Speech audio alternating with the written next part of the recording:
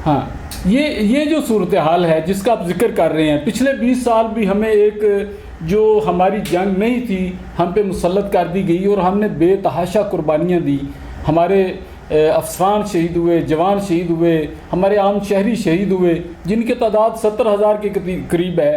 और हमारा अरबों डॉलर्स का नुकसान हुआ, हमारी इमलाक तबाह हुई, हमें बदनाम किया जाता रहा। लेकिन अब जिस तरह अचानक वहाँ पे तब्दीली रूनुमा हो रही है और बग़ैर किसी प्लानिंग के वो जो अमन के दाई थे, जो दुनिया को बचाने के लिए इस ढोंग को रचाया कि हमने दुनिया के अमन को बचाना है, वो एक बार फिर खित्ते को छोड़ के जा रहे हैं। मुस्तकबिल में पाकिस्तान किन मुश्किलात का शिकार हो सकता है?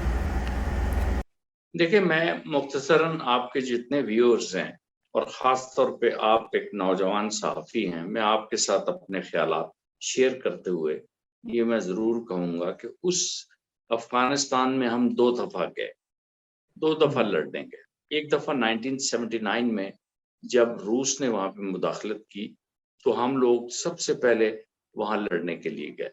और ये बात रिकॉर्ड में है कि जनरल अख्तर अब्दुर्रहमान ने जो ब्रीफिंग दी थी ज़िया उल हक को और अपने आर्मी के दूसरे लोगों को, उसमें उन्होंने कहा था कि अब रीच जो है वो पहाड़ों के अंदर आ गया है, अब हम उसके साथ पूरी तरह मुकाबला करें।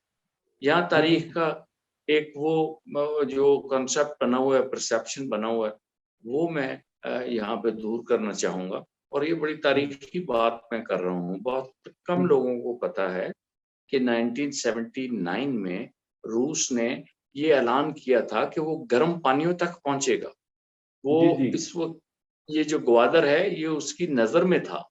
हॉट बिल्कुल, वाटर एंड डीप सी की बात 1979 में हुई थी। ये जी हमारे बिल्कुल। लोगों को पता नहीं चलता।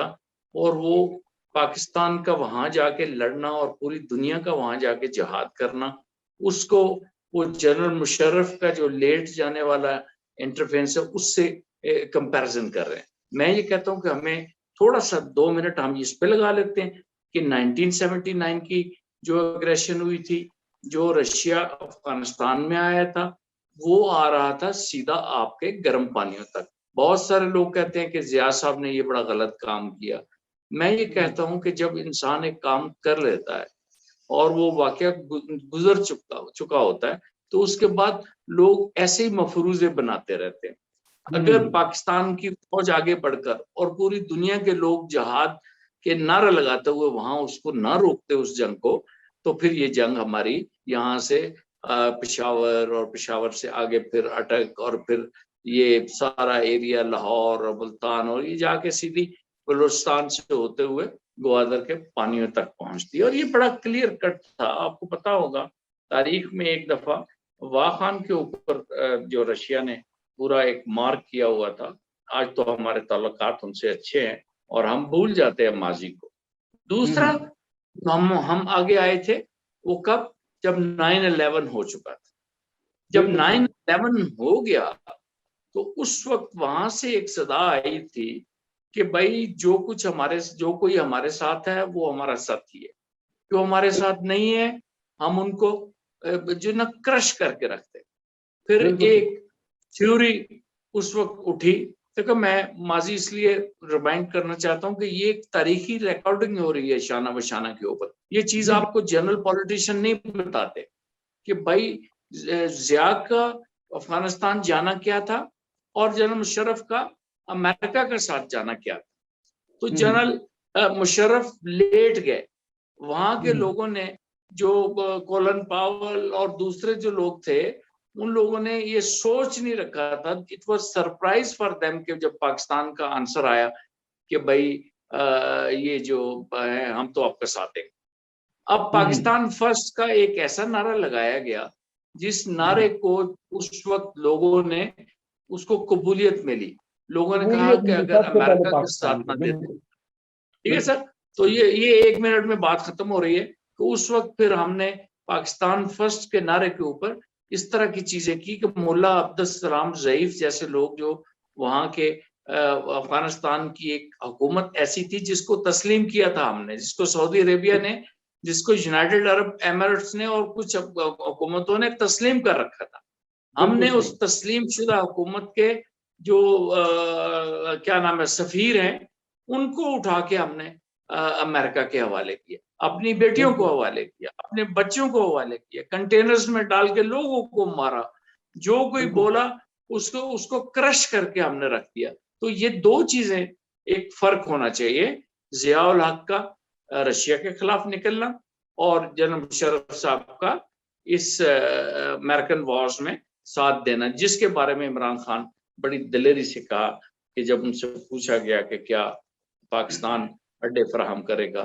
तो उन्होंने एक तारीखी दो वर्ड्स कहे थे, एब्सोल्युटली नॉट।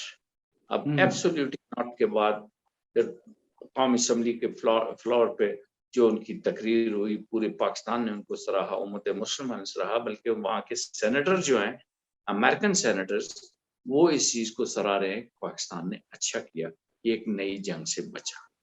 अब अफगानिस्तान की जो फ्रेश सूरत हाल है, उसके ऊपर मैं बात तब करूंगा कि आप एक सवाल उठाएंगे, वो किस रंग का सवाल होगा, फिर उस सवाल की नजर पे सवाल मैंने यही किया था। आपने पहले इसके थोड़ा सा तारीख पे रोशनी डाली, बड़ा अच्छा किया आपने, लेकिन सवाल मेरा ये था कि आप बदलती हुई सूरत हाल के साथ पाकिस्तान को मुस्तकबिल में एक बार फिर नए सिरे से किसी अनदेखी जंग का सामना करना पड़ सकता है, या पाकिस्तान बिल्कुल तैयार है इस वक्त के वो हालात को संभाल लेगा अगर अफ़गानिस्तान के अंदर खाना जंगी शुरू होती है? तो आज सदर इस्लामी जमहूरियत पाकिस्तान अरफ अलवी साहब ने भी कहा है कि अफगानिस्तान में तेजी से जो बदलती हुई सूरत हाल है, इसके ऊपर पाकिस्तान के ऊपर असरात आएंगे।